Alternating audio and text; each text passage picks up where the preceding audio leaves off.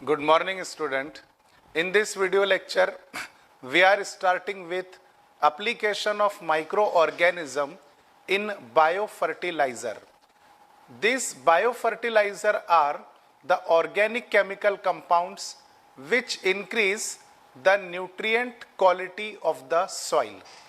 देखिए बायोफर्टिलाइजर का theme concept ये है कि हमारा जो सॉइल है जिसमें हम क्रॉपिंग करते हैं, प्लांट्स ग्रो करते हैं, उस सॉइल में नेचुरली न्यूट्रिएंट्स प्रेजेंट होते हैं।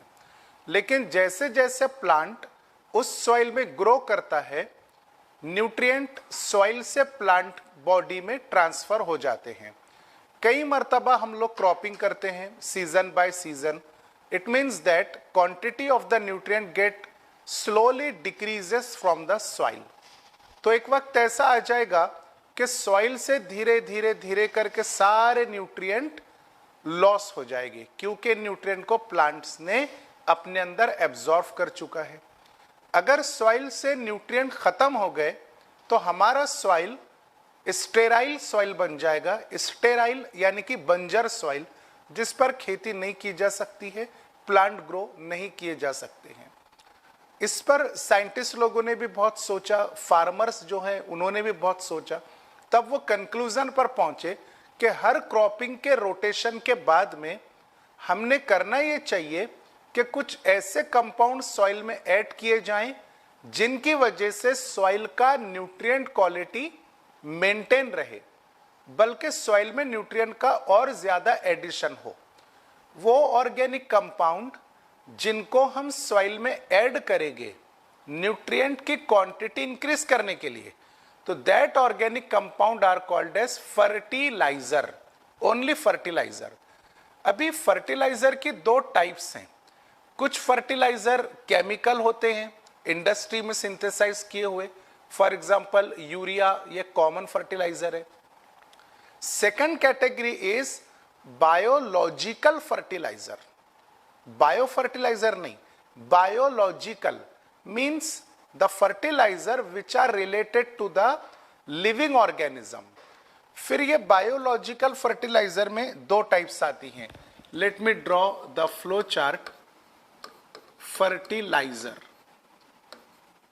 This fertiliser are, simple definition याद रखिएगा, compounds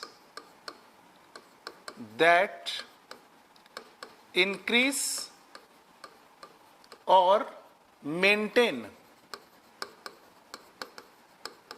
nutrient value of the soil, और nutrient quality भी कह सकते हैं, nutrient quality of soil is called as fertilizer.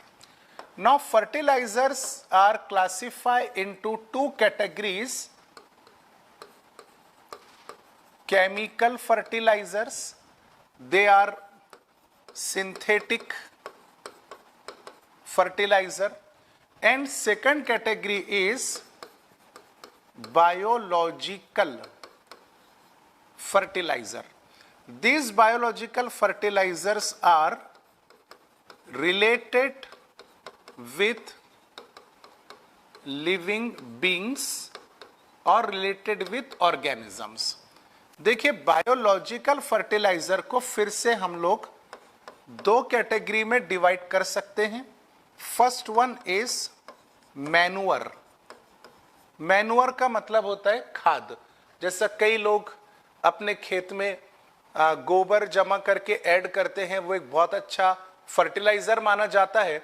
So that manure is related to the living organism, but that itself is not a living. Manure जो है वो living नहीं होता है, लेकिन लिविंग ऑर्गेनिज्म के बॉडी से ही निकलता है। Second category is bio fertilizer. ये हमको सिलेबस में दिया हुआ है। तो बायो फर्टिलाइजर क्या होते हैं? देखिए फर्टिलाइजर तो हमने डेफिनेशन देख लिया, living organism which increase the fertility of the soil are called as bio fertilizer. मतलब इस कैटेगरी में लिविंग ऑर्गेनिजम्स रहेंगे जो soil का fertility increase करेगी. So these living organism which can increase the nutrient quality of the soil are called as biofertilizer. तो धीरे धीरे करके हम उस टॉपिक पर पहुंच गए हैं जो सिलेबस में हमको डायरेक्टली दिया हुआ है, लेकिन आपको ये पूरा चार्ट याद रखना है, मतलब ये बेसिक से हम उस टॉपिक तक पहुंचे हैं. चलिए नेक्स्ट थिंग, अब देखिए कि प्रीवियस चार्ट पर आते हैं. ये जो केमिकल फर्टिलाइजर्स हैं, these chemical fertilizers are synthesized in the industries. This chemical fertilizer or chemical pesticide or chemical insecticide are very harmful and toxic or they are harmful.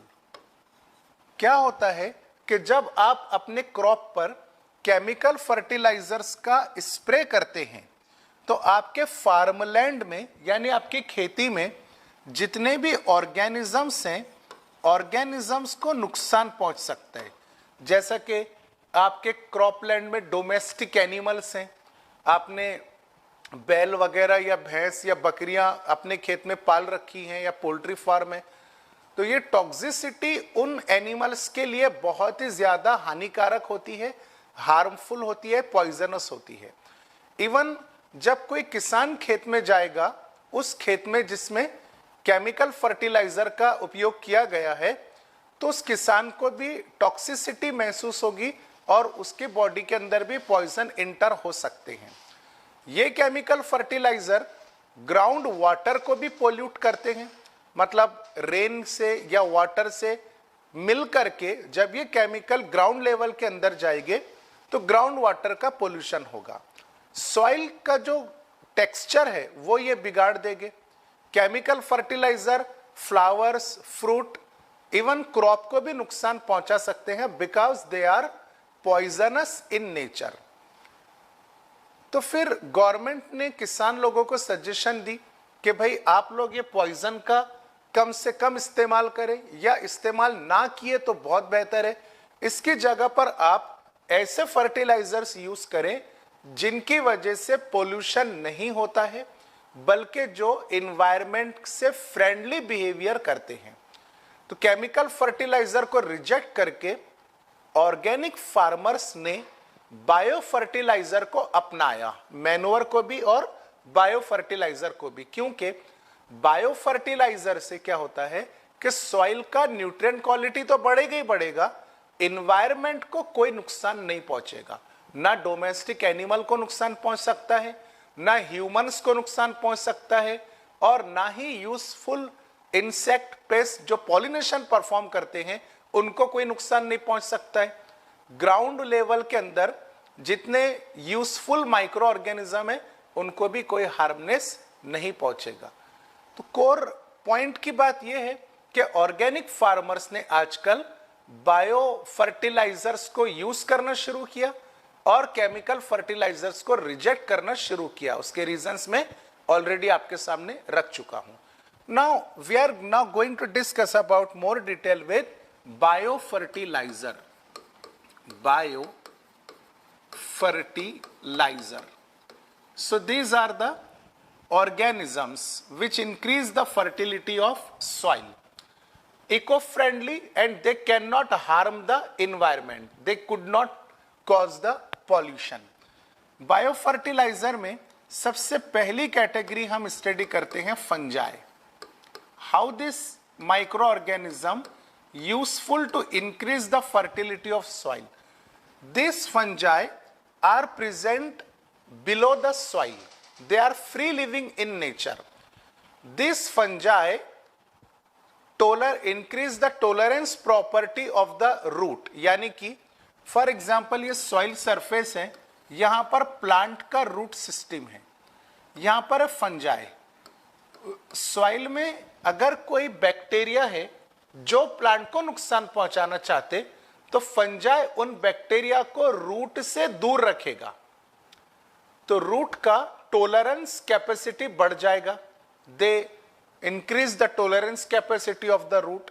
Next, fungi जो है ये plant का stress capacity भी increase करता है. मतलब अगर salinity हो गई सॉइल में या ड्रफ कंडीशन हो गई, मिट्टी सूख गई, बहुत ज्यादा पानी अवेलेबल नहीं है, तो फंजाई के जो माइसेलियम है यानी कि हाइफी और ब्रांचेस, ये रूट के जाइलम फ्लेम तक जा पहुंचेगी और बहुत सारे न्यूट्रिएंट को ट्यूब की तरह प्लांट के मतलब रूट के जाइलम और फ्लेम तक के प्रोवाइड कर देगी. So this branch of the fungi which is called as hyphae make direct connection with vascular bundle from the soil. Tube की तरह ब्रांच है, सॉइल से न्यूट्रिएंट, खासतौर से फास्फोरस, मैं यहां पे लिख देता हूं पी. P means phosphorus. तो phosphorus uptake capacity of the root is increases due to fungi. So this is a association between fungi and root which is so called mycorrhiza. mycorrhiza में तो वैसे बहुत सारे एग्जाम्पल है, लेकिन एक example आपको याद रखना है, Glomus. This is the name of fungi.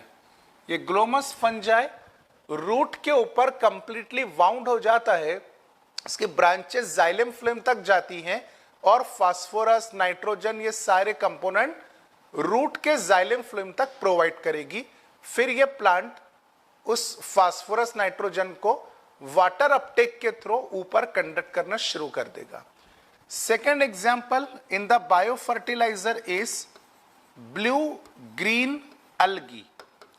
Blue green algae are related to the class cyanobacteria. So some of the cyanobacteria are free living. कुछ cyanobacteria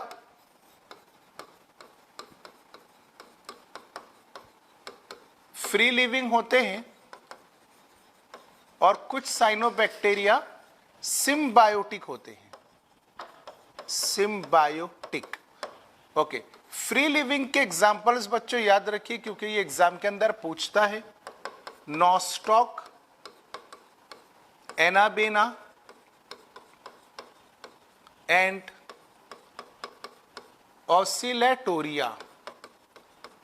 These are the free living blue green algae or free living cyanobacteria. Okay. In free living cyanobacteria के body में एक specialised cell होता है जिसमें nitrogenase enzyme present रहेगा. उस cell को कहते हैं हेटेरोसिस्ट. हेटेरोसिस्ट लार्जर साइज का होता है, बाकी के सेल स्मॉल साइज के होते हैं. हेटेरोसिस्ट में जो नाइट्रोजिनेज एंजाइम है वो नाइट्रोजन को अमोनिया में कन्वर्ट करेगा या फिर नाइट्रेट नाइट्राइट में कन्वर्ट करके सॉइल में सेंड कर देगा. नियर बाय प्लांट का जो रूट है फिर वो सॉइल से नाइट्रेट, नाइट्राइट या अमोनिया एब्जॉर्ब इजीली कर सकता है. So this free living blue green algae increase the nitrogen content in the soil. Cyanobacteria के कुछ मेंबर सिम्बायोटिक एसोसिएशन फॉर्म करते हैं. एग्जाम्पल, बहुत फेमस एग्जाम्पल आपके सामने है, राइजोबियम बैक्टीरिया. सॉरी, ये सिम्बायोटिक है पर साइनोबैक्टीरिया नहीं है. This is not a cyanobacteria. So rhizobium bacteria is soil born gram negative bacteria. हमने मिनरल न्यूट्रिशन चैप्टर में देखा कि जब ये राइजोबियम बैक्टीरिया लेग्यूमिनस प्लांट के रूट में पेनिट्रेट होते हैं, रूट नोड्यूल फॉर्म करके उसमें रहते हैं, तब एनएरोबिक कंडीशन मिलते बराबर एनएरोबिक कंडीशन मेंटेन करके देगा leg haemoglobin, because that is oxygen scavenger molecule. So when they get anaerobic condition, rhizobium activate its nitrogenase enzyme which convert or which reduce nitrogen into ammonia. Then this ammonia is moved into the xylem of the leguminous plant's root. Symbiotic association में और भी examples हमने mineral nutrition में देखा था. Alnus नाम का plant होता है जिसका एसोसिएशन फ्रैंकिया नाम के बैक्टीरिया से होता है. So this rhizobium bacteria is specialized only for leguminous plant. तो राइजोबियम बैक्टीरिया है और लेग्यूमिनस प्लांट स्पेशल कैटेगरी के प्लांट है जिनके दरमियान सिम्बायोटिक एसोसिएशन होता है, मतलब ऐसा एसोसिएशन जिसमें इन दोनों को एक दूसरे से बेनिफिट रहेगा। प्लांट को नाइट्रोजन मिल जाएगा और राइजोबियम को रहने के लिए जगह मिल जाएगी नोड्यूल के अंदर, ठीक है। फिर और इसके अलावा बहुत सारे एग्जाम्पल्स हैं जो नाइट्रोजन क्वांटिटी या फिर न्यूट्रिएंट वैल्यू इनरिच करते हैं सॉइल में। तो ये एनसीईआरटी बुक के मुताबिक सफिशिएंट टॉपिक है और आप इसको देख सकते हैं, दूसरे रिसोर्सेस में से पढ़ सकते हैं, ऑब्जेक्टिव सॉल्व कर सकते हैं। तो इसी के साथ साथ बच्चों ये चैप्टर हम लोगों का कंप्लीट हुआ। अब नेक्स्ट लेक्चर से हम नया चैप्टर स्टार्ट करेंगे। Thank you very much.